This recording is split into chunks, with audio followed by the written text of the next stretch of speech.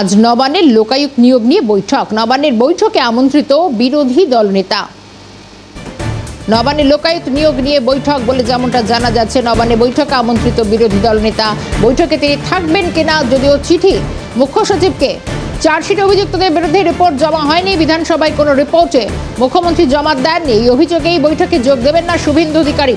খালেদ জামাল আমাদের প্রতিনিধি রয়েছেন আমাদের সঙ্গে। খালেদ, লোকায়ুক্ত নিয়োগ নিয়ে যে বৈঠক, রাজ্যের বিরোধী দলনেতা থাকবেন কিনা কোনো স্পষ্ট নয়, কি হতে চলেছে?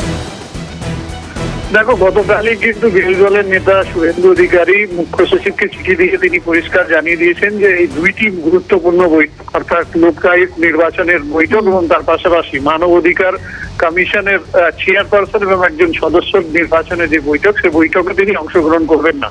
বিভিন্ন অভিযোগ তুলে কি কারণে তিনি এই বৈঠকে অংশগ্রহণ করবেন না তিনি স্পষ্ট করেছেন এবং একাধিক অভিযোগ কিন্তু তুলে তিনি মুখ্য সচিবকে চিঠি দিয়েছেন। তবে তিনি দাবি করেছেন যদি এই বৈঠকের পর তার কাছে যে তালিকা তৈরি হবে সেই তালিকা যাতে তার কাছে পাঠাতে গেলে তিনি পর্যবেক্ষণ করে পরীক্ষা করে তারপরে তার যে মতামত সেই মতামত তিনি দেবেন বলে মুখ্য সচিবকে জানিয়েছেন।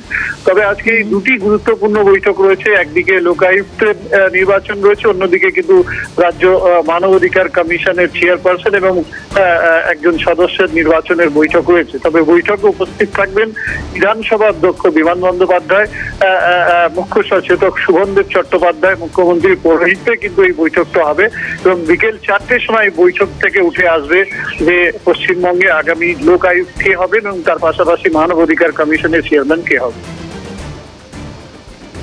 একদিকে খালেদ, আরো একটু জানার চেষ্টা করি, কারণ বিরোধী দলনেতা তিনি বৈঠকে না থাকার যে একাধিক কারণ উল্লেখ করেছেন, মূলত কি কি কারণ তিনি দেখাচ্ছেন? দেখো, একাধিক কারণ তিনি দেখিয়েছেন। তিনি বলছেন যে পশ্চিমবঙ্গ সরকার, বিশেষ করে মুখ্যমন্ত্রী মমতা বন্দ্যোপাধ্যায়ের বিরুদ্ধে তিনি একাধিক অভিযোগ একদিকে করেছেন, অন্যদিকে তিনি অভিযোগ করেছেন যে রাজ্যের বিরোধী দলের সাংসদ খগেন মুর্মু এবং তার পাশাপাশি শিলিগুড়ির বিধায়ক শঙ্কর ঘোষ, তাদের উপরে আক্রমণ হচ্ছে, তারা নিরাপদ নয়, তাহলে সেখানে সাধারণ মানুষের নিরাপত্তা কোথায় রয়েছে? সেই কারণে তিনি এই সরকারের সঙ্গে তিনি কোনো রকম বৈঠক করতে চান না।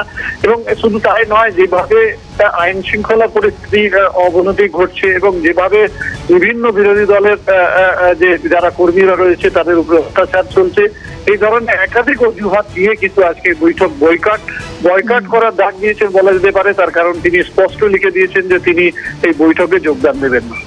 খালেদকে ধন্যবাদ জানাবো। সঙ্গে ছিলেন প্রতিনিধি খালেদ জামাল।